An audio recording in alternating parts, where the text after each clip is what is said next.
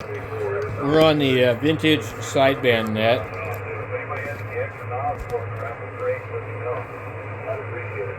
And the one fellow scared me when he said he was running a JIB memorial piece. And I thought, oh my God. Oh no, it's the club. And we holy smokes, man, what's going on? And then I heard JIB chime in and say, wait a minute. So thanks for that clarity there. That scared me. I was like, holy smokes, man. So anyways, I'm going to hand it over to Bob. They're locking you out. He's always got a good signal and a good station and good audio.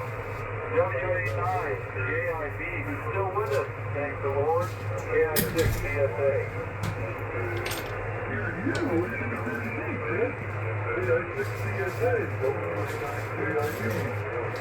So the vintage sideband net, people would be off frequency.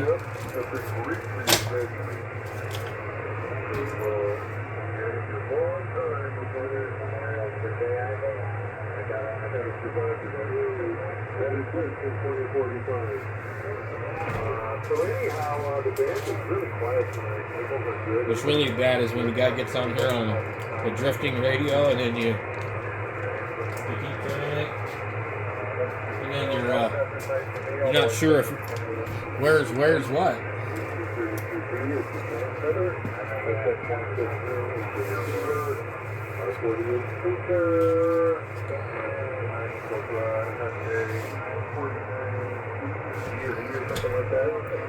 I did not install that on there.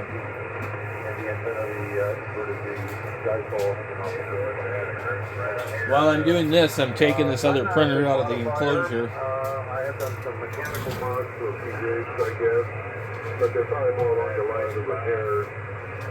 The only I can think of is under SX 115 when I got it, there was line voltage on the chassis. The cabin and front panel. So I traced it as best I could of those two noise filter capacitors right off the power line on the primary side of the power transformer. And I suppose I should have replaced it, but I didn't.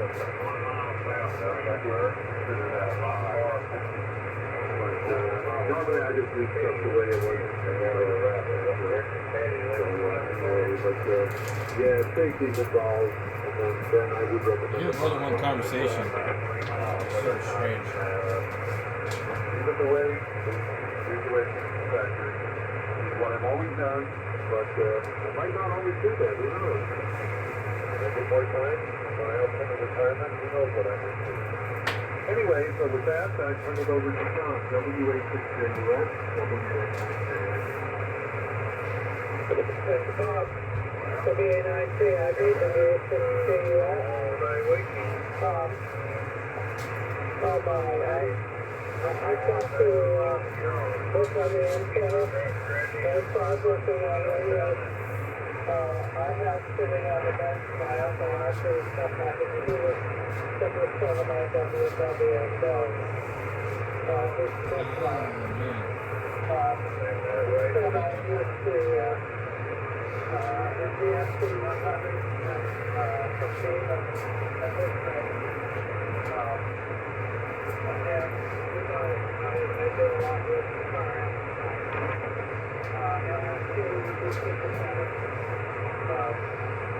so last thing I did was I filled the power supply and took down the district and hooked off the sideband solve the circuit and I got everything back and the whole district was correct. So I put this on it to give it the K6LCL WA6JUS.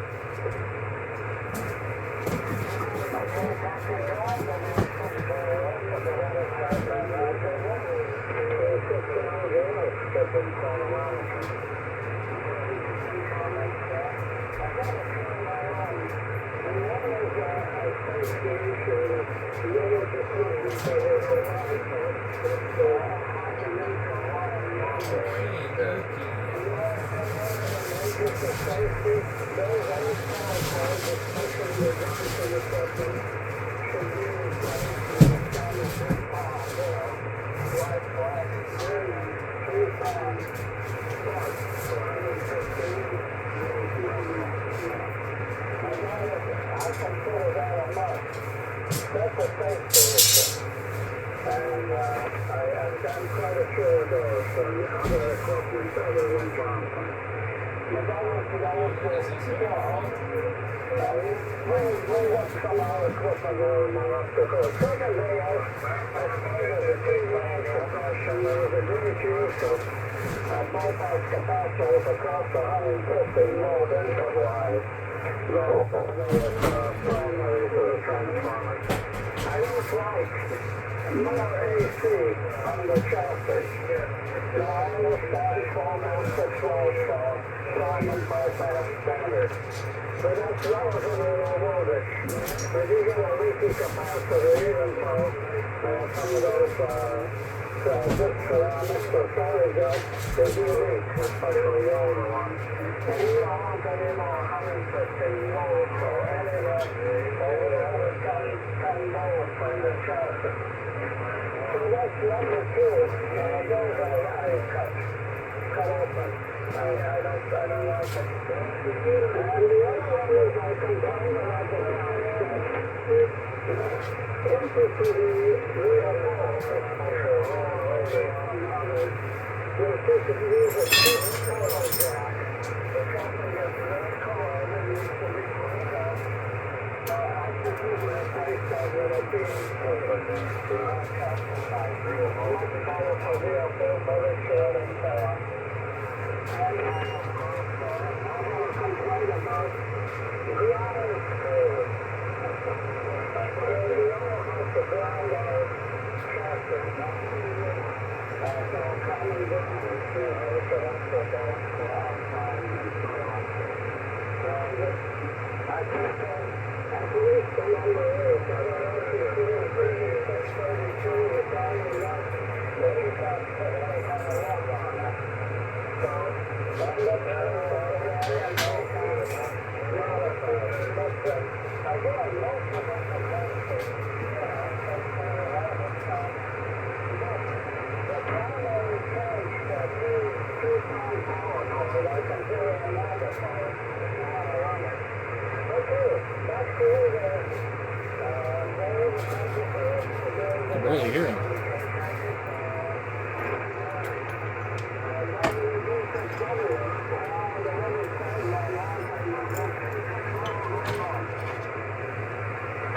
K6LGL and the previous three, WJ6W here. Okay, well I'll describe, I guess my favorite modification that I've done is putting in VFO stabilizers in, well, three of my rigs. This one, the Drake, is one of the TR7, another Drake, and a Collins 75S3B. And they do what they're supposed to do. They make them rock solid. So I set this Drake at 3895, and as far as I know, it doesn't change. I think it's rock solid. So anyway, I like those. So before we call the last four that I have, is there anyone else who wants to get on the list for the Vintage Sideband Roundtable? Come now. Okay, I guess we have everybody then. So let's turn it to Ron, K2RP, you're next. Ron, please turn it to M4DLA, Matthew. And Matthew, turn it to Brian, NI6Q, and I'll relay if needed. Brian, and then turn it to Kevin, WA6JKN. So over to you, Ron, K2RP, WJ6W. Okay, thanks, Dave. And thanks to both you and Jay for keeping this running all these years. Everybody's doing their part, we appreciate it. Let's see. Modifications have never been my strong point. I agree with a lot of people who said they want to keep it as close to factory original. I've done a couple I built 50 years ago or more. I built an SP401 and 303, I wanted to use it for rigging. So I did a little mod that if you go into the tune position, we could transceive for rigging. And that was the days with big heavy machinery doing the rigging part rather than electronically. So that was one thing that I remember, and I eventually took it out again when I wasn't doing rigging anymore. What else have I done? Little projects like my HD32 was an original. It didn't have push to talk, so I put push to talk in it. But they have to be useful. The only major one I did was sort of the reverse. I had a Lightsco 600, I still have it, that I bought or somehow acquired from George YEC. And it has been stored carefully in the bottom of a pond, I think, for 28 years. And when I opened it up, there was it looked like a factory prototype of a modulator in it. And it was kind of hard to find what they did, so I don't know if you want to consider this a mod, but I tore out except for the VFO. I took everything out, cleaned it up, restored it to the original, which is kind of a reverse mod. I took the mods out. If I count for anything, and I still use it to this day. Anyway, thanks for everybody, and we'll send it over to M4DLA, I think it is, K2RP. Hey, thanks, John, K2RP.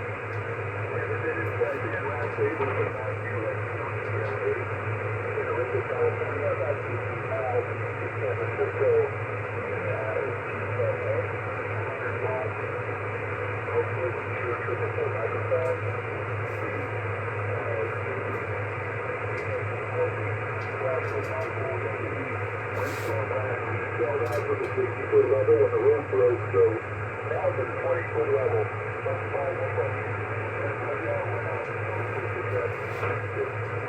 With the tree climber and the forest modification skills, like George said, sometimes you end up with a you guys modify my utility to be 12.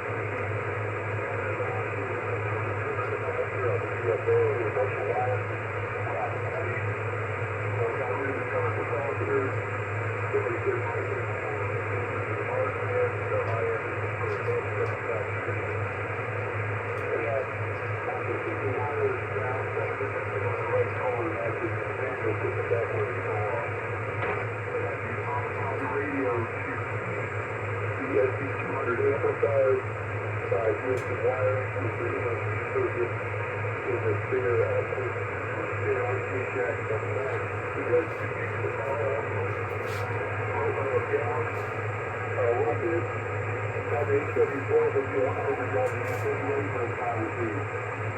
And other modifications, this is cosmetic, quick plate, light,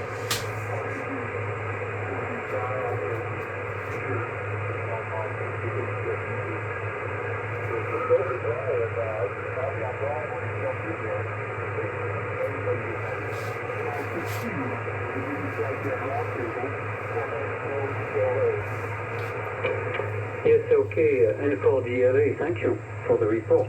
Same thing, very strong here into Flagstaff, Arizona tonight, so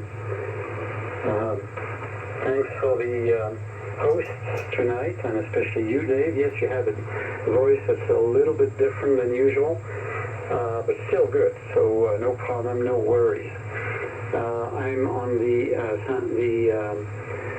6100 Barker & Williamson tonight with a transmitter and 75A4 receiver, and Barker & Williamson linear amplifier with a pair of 813s in grounded grid.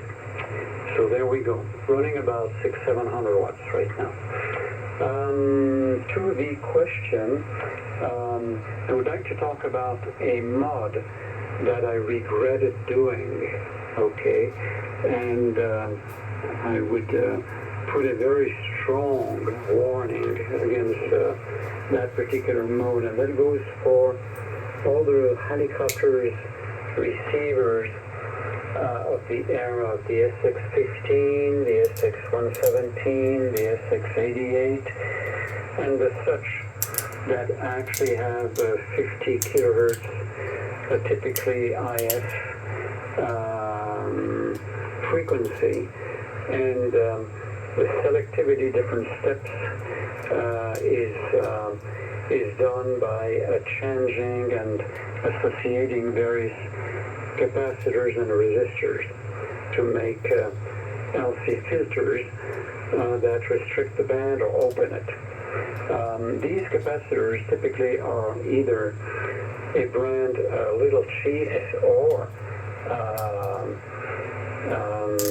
Black Beauty. So you're looking at them and finding them kind of suspect.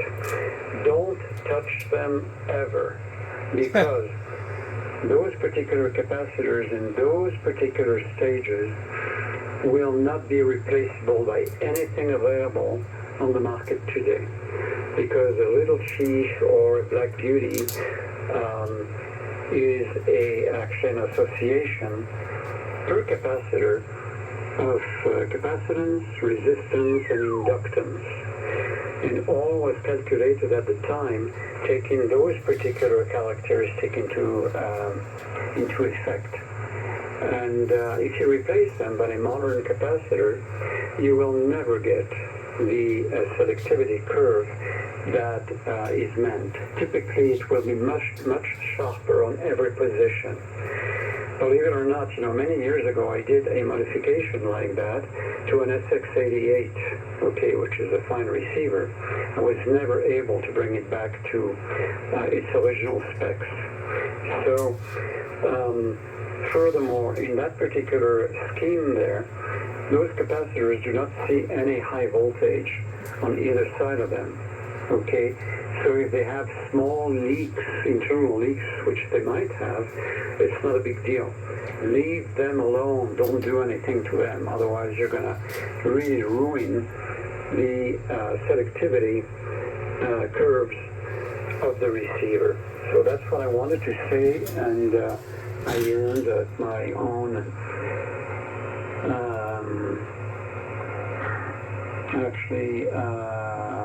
it was really a problem. And so there you go. With that, nothing else. We've had some snow in the 2 last days here, but it's melting immediately, almost immediately on the ground, because the ground is too warm already. We're too late in season, so it's not holding. And with that, I'm going to pass it over to WA6JKN for the group. This is an I6Q Flagstaff. Yeah, thank you very much, Brian. Good input there by Melanie. This is Kevin in Gilroy. Gilroy is known as the garlic capital of the world, 75 miles south of San Francisco. Since I got in here late, didn't have a chance to warm up the KW Sugar 1 or the 520. I got things disconnected here because I'm working, doing some maintenance on the KW1. So this is more of a convenience situation here. Spent all day outdoors. I just came in just a little bit ago, grabbed something to eat, and that's why I was late. I've been doing yard work most of the day. All right, on to the question of the evening. There's been a few mods. I guess my favorite one is increasing the size of the fuse, because I got tired of the fuse going all the time. And I'm supposed to get a light. Anyway, on a more serious note, offered to have it years ago was I purchased a KW Sugar 1, knowing that it had problems. I got a fairly decent deal from Wayne. Wayne told me about the problems, and I do appreciate Wayne considering me to buy this. He was going to get around to it, but he never did. He's just so busy with so many things. Wayne Springs, W6IRD. And he wanted this thing because it was recently, well, to him, it was recently restored by Howard Mills, and it's just gorgeous piece of equipment, absolutely gorgeous. So he heard I was looking for one at the EMI barbecue, and he said, if I was to sell this thing, I'd sell it to you because I know you know how to fix it. Okay. I've been working with Collins, old Collins equipment for a long time. So I took receipt of it, and the first problem I ran into was a little bit of a challenge, but resolved it. But the big one is what I want to share tonight. I'll try to make it as quickly as I possibly can. When I went through the alignment procedure, I noticed that when I went through and peaked all the RF stages on the 80-meter band, there was this ugly parasitic in adjacent channel frequencies popping up on the spectrum scope. All right. So I said, well, maybe it's a bad component. So over the next 5 years, I went in and meticulously replaced all the silver micas and the resistors that needed to be replaced. I will say it was like trying to rebuild an engine through the tailpipe of your car. Very tight corners. But it took 5 years. I had special tools made, got the job done. Now, I verified the as-built, as-designed configuration, so I knew right where I was. From the design, went in and started troubleshooting this ugly parasitic. Discovered that there was like 6 pigtails, termination points, very long pigtails from a very small coax that was supplying the 250 kilohertz signal from the local oscillator to the first mixer, where the PTO frequency comes in. All right. One thing that you have to take note of is the difference in the two signals is about 10 to 1, with 250 kilohertz signal being 10 times less than the PTO. So on the output of the mixer, they had to build this really interesting attenuator circuit. I'll just leave it at that. I won't get into how it works or why it works. Okay. So what I noticed is anytime I switched over to AM, the parasitic would show up, and you couldn't listen on the spectrum scope, but not on single sideband. And the reason is because the impedance of the grid of the first mixer was with the ground, and so the output of the mechanical filter was pretty low impedance. So any RFI that might be getting in there was shunted. Okay. However, when you switch to AM, they introduce a carrier level plot, which is about 100K, something like that. And with all these pigtails and about 2.5 feet of coax running back and forth in the front panel, it was picking up RF. And I was able to prove that by using a separate RF generator, a separate RF source, by introducing it, loose coupling it to various parts of the circuit and the cable. And that's how I was able to discover there was RF feedback, just like an oscillator squealing. Well, that's what was happening. The RF was in there squealing. And so what I did was I eliminated the pigtails and rerouted that coax. And now the thing is clean as a whistle. I thought something was funny because in the current feeding of for the KW-1, it talked about detuning in L207. In other words, turn down the gain of that circuit and maybe you'll have success in getting rid of that parasitic. True statement. True statement. However, the performance went and degraded. Once I was able to peak out that L207 to maximum signal and maintain the integrity of the Q of the circuit, I was able to get kilowatt power from 80 meters all the way up to 10 meters. Unheard of when I pick up the signal line. And it's stable. The frequency stability is now 10 times that of the specification in the manual. Go figure, huh? And I wondered why. It was the pushing and pulling of the frequency because the circuit being detuned in L207 had lowered the Q enough to where it became sensitive to temperature, and it would pull and draw the frequency. So when you transmit, the frequency would go down about 300 hertz, And then when you went back to receive, it would cool down, and the frequency would reverse direction if they're going the other way. But no more. Cues installed, L207s at peak. The parasitic and adjacent channel artifacts that were showing up are now gone. So that was really a design defect, not a modification. Or maybe you can call it a modification to fix a design defect. So that's the story. And just so you know, there's now, I just got a call from, via text from a guy in France, the second guy in France, and heard about how to fix his KW Sugar 1. He will be number 16.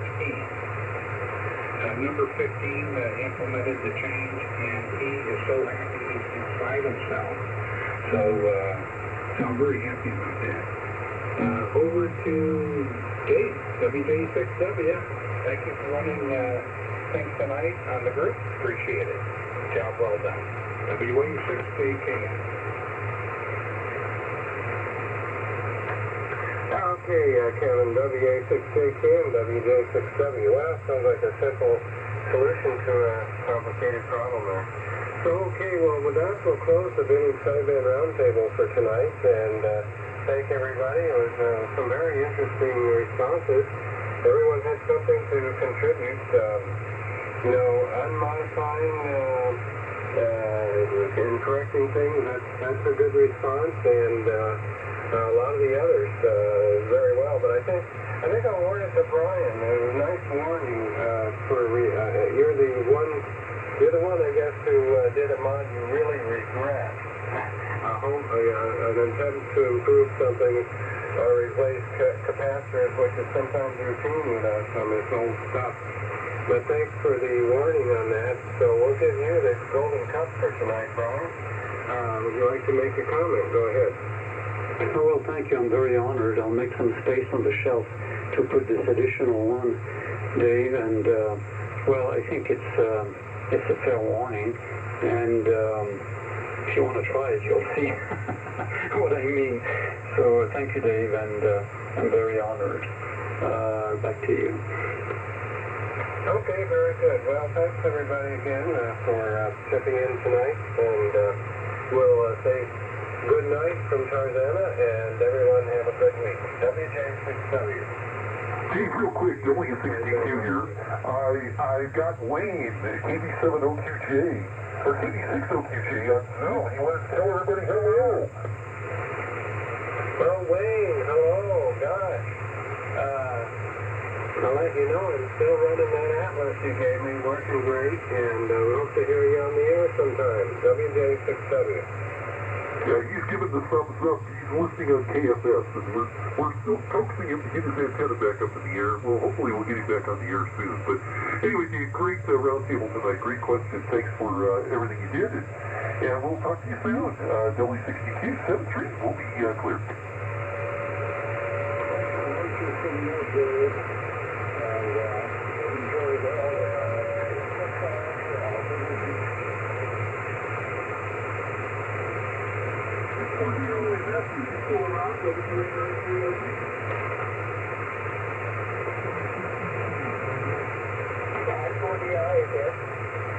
Yeah, Matthew, W89JID, quick, I want to let you know, I think you were stronger tonight than I've ever heard you before.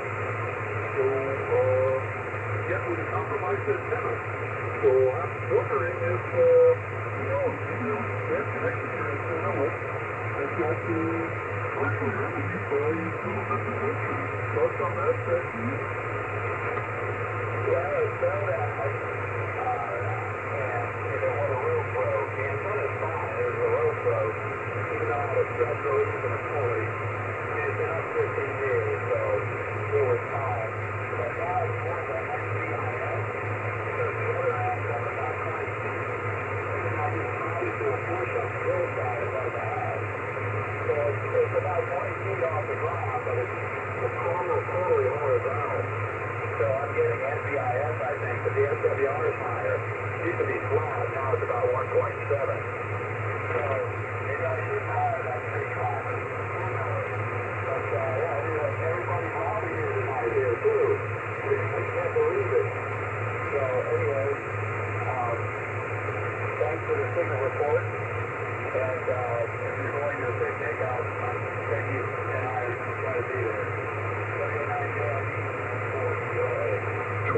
pretty killer on that, too. I'm not alone with the other teams down, but I just put this guy in at 20 over.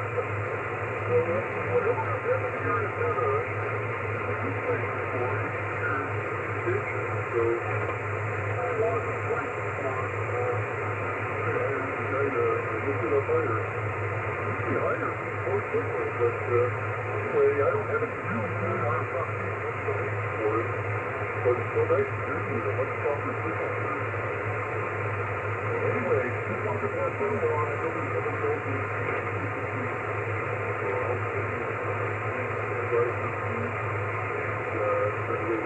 whoever else is waiting. WA9JRB. Matthew was solid West Mountain to Santa Monica. Considerably better than the past. It's 6,000 out. Okay, thanks everybody. That just gave me an idea for a future program of the evening. Have you ever heard something great?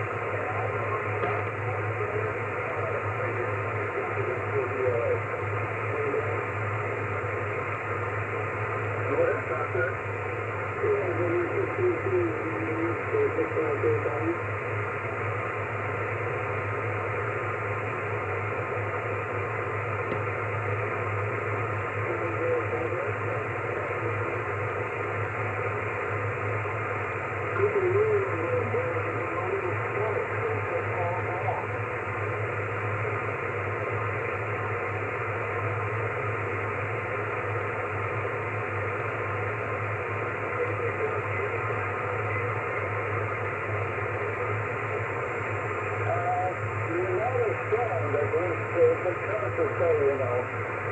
I don't know, but there's a difference in signal strength.